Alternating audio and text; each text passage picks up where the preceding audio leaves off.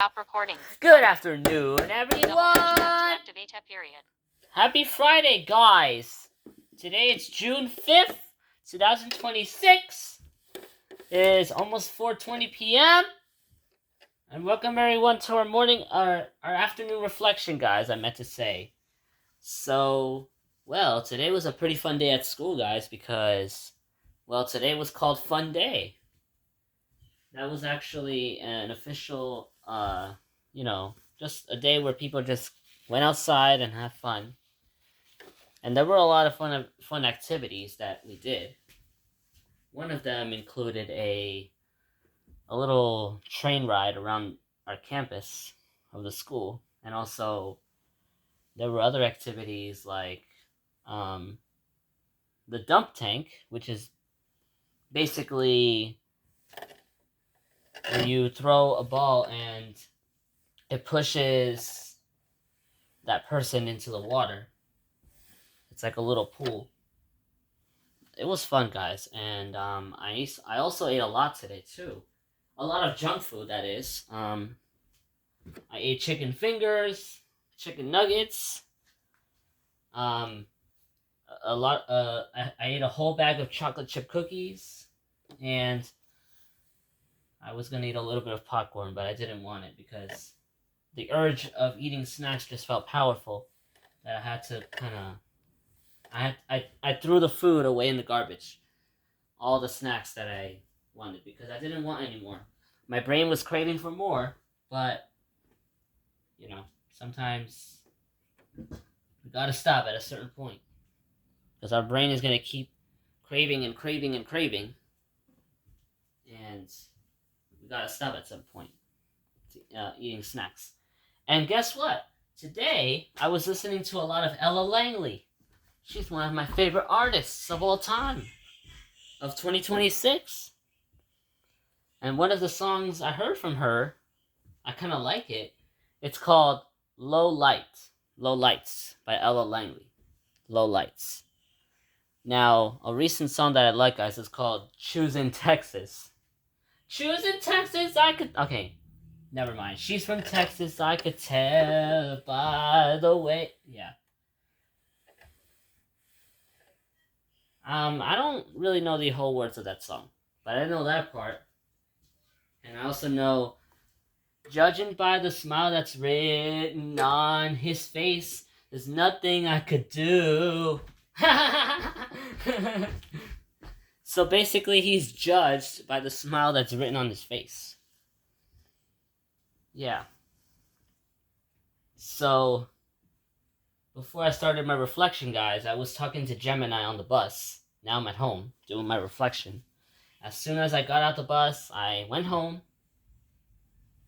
Of course, with my mom guiding me, because I still need guidance. And then I started my reflection. Yeah.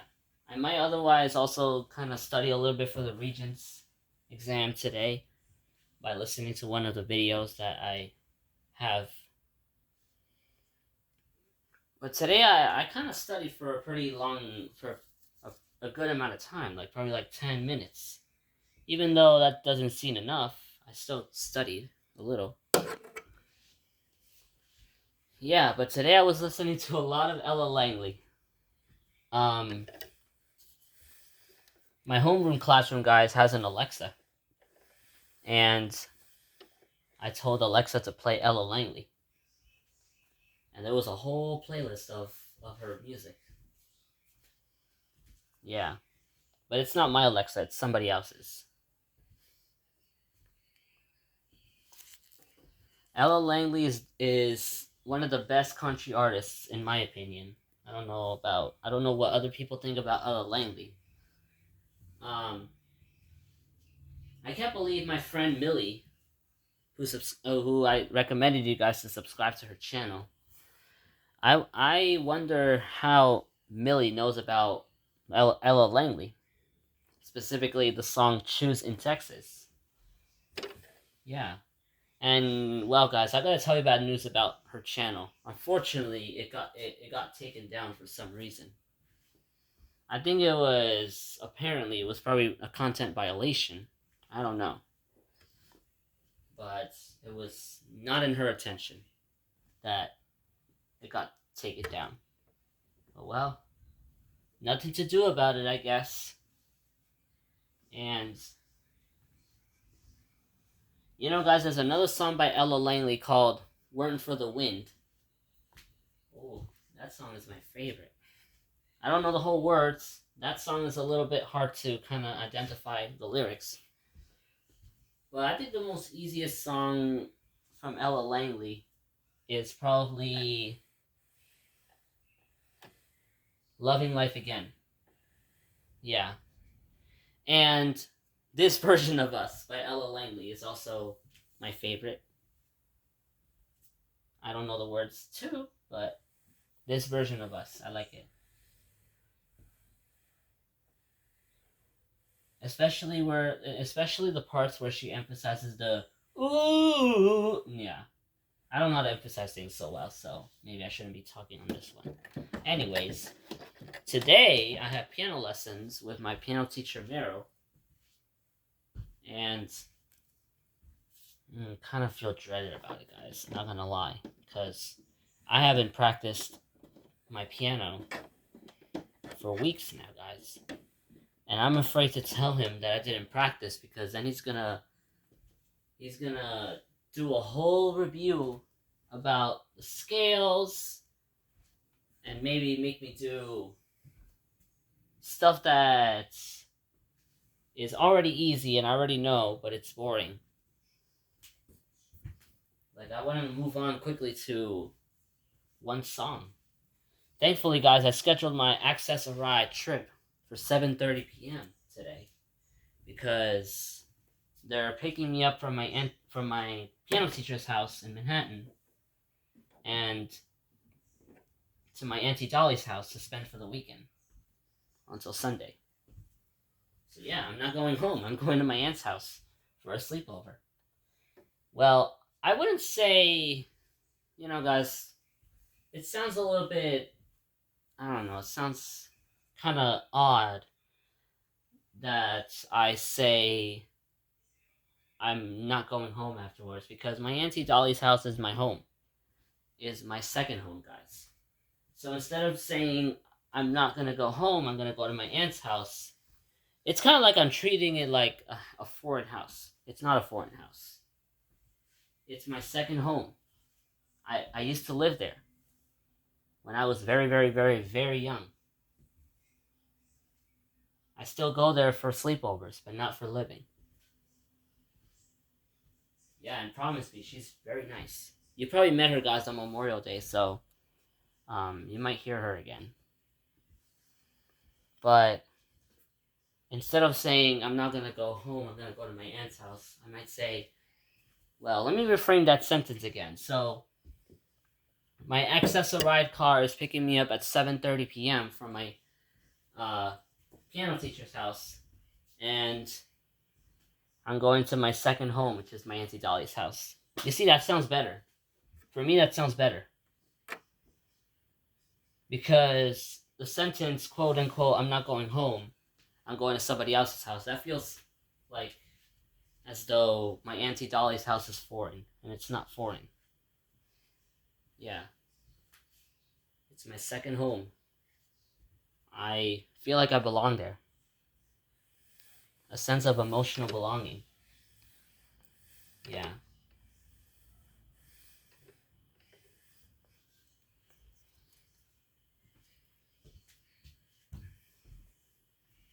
Anyways, guys, I was talking to Gemini on the bus about... Gemini was explaining the technical side of what happens when you start a recording on an Android device on the camera app, which I'm currently using right now. And I don't remember the whole process, but what I know is when you start the recording button, it kind of sends a signal into the Android system to start recording. It's kind of like a command, basically. Yeah, it's a command.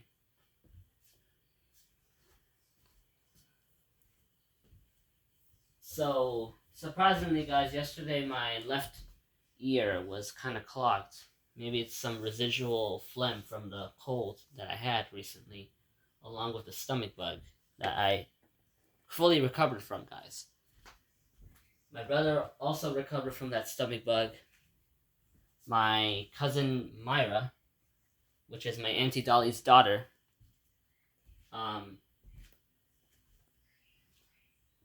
also recovered from a pretty severe stomach bug that she had to drink antibiotics to get her feeling better. Even though I think antibiotics are only for bacterial infection, not for viral infections. But maybe I don't know. I don't know her. I don't know what was her case, but maybe it was a bacterial infection. Bacterial infection. Yeah. So yeah, it was probably a bacterial infection. Well, according to what I found a couple weeks ago, it must be a viral infection, possibly a part of the rotavirus, which is a stomach bug. Maybe the enterovirus, which does not just affect the stomach, but also the respiratory system. Because in my case, I had the stomach bug and the respiratory infection at the same time. It was overlapping. Which was kind of interesting, guys. I've never experienced both infections at the same time. Or maybe it was part of the same virus. I don't know. But I didn't hear Myra complaining about a cold or anything. It was just diarrhea. So maybe that suggests that in my case, it was probably separate. I must have gotten both infections at the same time, which might have overwhelmed my immune system. But thankfully, I'm back to normal. And I'm probably not going to get sick for a couple months. Because then in October is when the season begins again. And you're going to start hearing people coughing and people wearing masks in hospitals. But we're going to kind of forget about it for a few months because in the summertime, really, people don't get sick unless there's a severe pandemic like the COVID-19, which already happened in 2020. Yeah.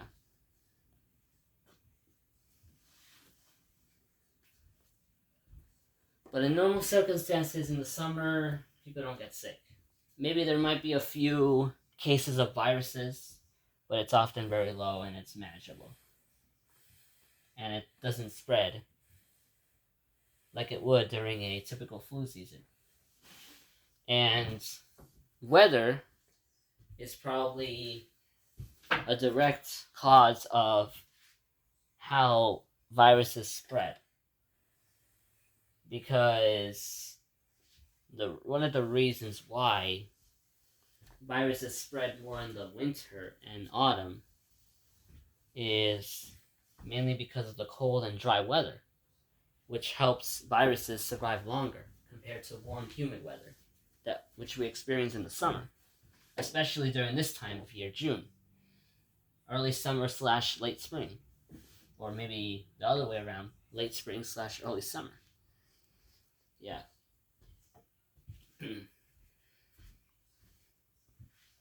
But yeah, guys, I feel relieved, guys. But that relief will not last forever. Because maybe in about 3 or 4 months, it's gonna start again. I know it's gonna start again. By September, you're gonna start suspecting cases already of viruses, and I might ask Google in a few months, what are the latest reports from the CDC in terms of viruses going around? It might probably show a quick rise in cases, or maybe a steady rise. And usually it might start with like RSV viruses or mild cases of colds, but maybe flu. Who knows? I remember, guys, in October of last year, guys, of 2025, I remember starting with a high fever, guys. Well, I think it wasn't a high fever. It was maybe like around 100 degrees. There's no data available for this date. But anyways, on October 8th, I started the day fine, and then in the afternoon, I sort of crashed. My body was weak. I started having a headache. My my whole body felt cold while my forehead started feeling hot towards the end of the day. And that night I didn't sleep at all, almost. My whole body was just in a very uncomfortable position. Then maybe like at 3 in the morning, my heart was racing. I felt like I woke up from like a weird place, basically. I feel like I was waking up in a weird state that didn't feel familiar to me. And maybe it was those fever dreams that are common during fevers. So I woke up at 3. I told my mom how I was feeling. My heart was racing. I was panicking. I was anxious. It felt like as though I wanted to pass out because of the anxiety. So then my mom gave me the medicine, and I felt relieved as soon as I took that medication. It was a acetaminophen medicine, I believe, in a liquid form. After I took that medicine, my heart rate slowly started going down, and I started feeling better, and I pretty much slept for the rest of the night. Yeah. Now, there was more to this, guys. This is a longer story because, surprisingly, the next day, on October 9th, I felt normal except for a slight sore throat. On the 10th, I also felt fine. My throat felt sharp. Whenever I was swallowing, the sensation would feel sharp in my throat. It would feel like as though there's a knife in there, even though it's just a minor inflammation. Now, I woke up probably in the morning of October 11th. I was at my Auntie Dolly's house. Again, my body was shivering and I felt hot again. Now, since I was not at home on the night of the 10th through the 11th, because there was supposed to be a sleepover for a night and it happened, my auntie had to give me Tylenol, and she suggested me to rest because I was not feeling good. That Tylenol made me feel better, and I spent it pretty much the whole day in one of the rooms there. My sore throat was still ongoing. I started getting congested. Well, I was already congested since the night of the 10th. But I felt like as though I was trapped in a cycle of illness that wouldn't end. On the 12th, I was quite the same, but I didn't get those spikes of weakness again, surprisingly, because I was in medication. I was taking medication, so the medication may have helped. And if I didn't take that medication, I would have been either fine with maybe congestion, or maybe I would have had another of those moments where my body is shivering and a fever spike, basically. But I was in medication. Now, I remember going to the pharmacy that day. It was like 60 degrees. It was somewhere in the morning. It was raining that day. Of course, it was raining that day because it was in New York City. And I have been living in New York City for about 14 years. Anyways, I felt the same, but my sore throat went away, maybe slightly. On the 13th, I felt like my congestion was probably going on and off. I spent the day at my babysitter's house because that day was Columbus Day. On the 14th, I was a little bit better. My mucus was getting thick, but I was still fatigued. there was a point where I was falling asleep on my babysitter's couch. Yeah, because I didn't have school that day, because also there was a major bus crisis where apparently there was a shortage in drivers, causing my bus to be always late to come to my house. And I would always arrive at school very late, like almost sometimes at 10 o'clock a.m. instead of my normal time at 8:15. Yeah. So then after the 14th, I started, my body slowly started recovering, but then I started developing a cough quickly by the 15th. Now, on the night of the 15th, guys, I didn't sleep well again. Not because of no more fevers anymore. This time, it was the cough. It was overwhelming. I had to constantly go to the bathroom and get it all out. It was a dry, hacking cough. So then my mom had to give me NyQuil. It kind of helped a little bit. But I tried other things like gargles. Trying like putting salt in my throat, basically. I don't know how else to explain it. Putting salt in my throat and leaving it there and sort of doing, yeah, I know it sounds disgusting, but I woke up the next day. I might have felt tired, but then my body slowly started recovering, guys, and it took me weeks for my body to go back to normal. Yeah. So it was definitely really a harsh time, guys, for me, guys, and I still remember that day. And ever since that time, guys, I have been like more worried about getting sick. Whenever I get exposed to people who are sick, I get worried. And if I hear words like fever or coughing or flu, then I'm like, wait a minute, does the person have the flu? What symptoms do they have? Did they come today or not? Like those types of questions. Like you hear that emotional tone in that question. It's concerning. It's concern. Yeah. But I was trying not to let the anxiety take over. Because in the past, I had the same situation in 2024 where I had the flu for a couple days. Maybe it wasn't the flu. Maybe it was a totally different virus that probably had the same structure as the flu. Who knows? But I surprisingly I was letting the anxiety take over when I had the flu in 2024.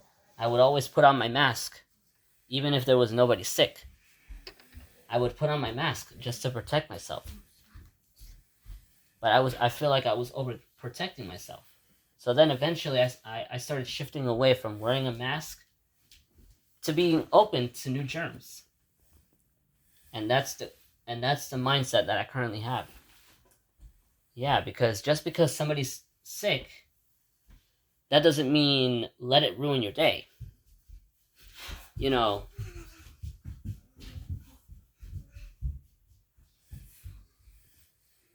sometimes we cannot control whether people are sick or not, guys, and there's so much to do that we cannot control it.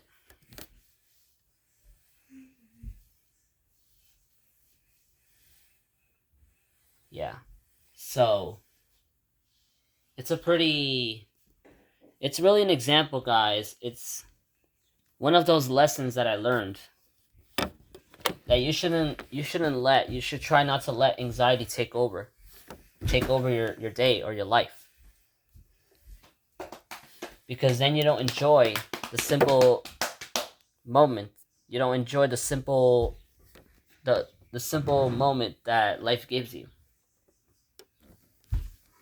So if you're focused on overprotecting yourself by putting on a mask, thinking that something wrong is going to happen, your brain stays hyper alert. And you don't enjoy what's actually happening. Yeah. So, what I recommend you guys, if you feel anxious like this, if you feel like you are overprotecting yourself, try to be open. Try to be open to new experiences. You know, try to shift away from overprotecting yourself to doing what you could control. Yeah.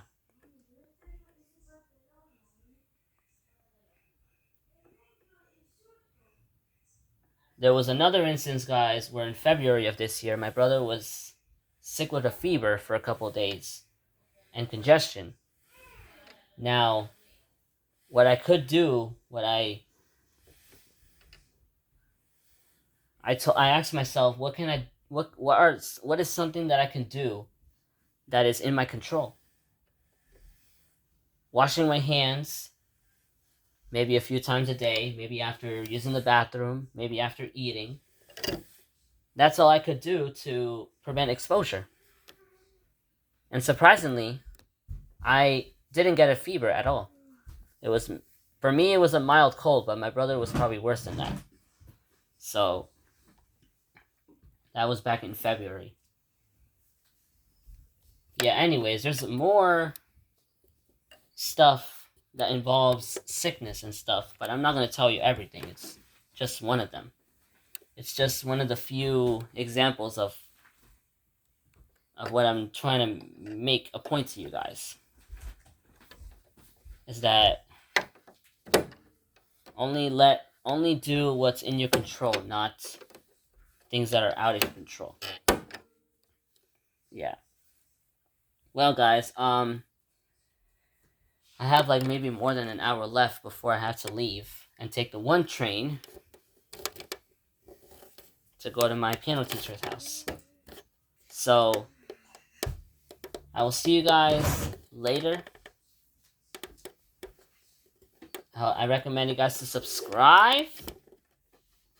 And I'll see you guys tomorrow for our morning reflection. No, next. Pause. Stop.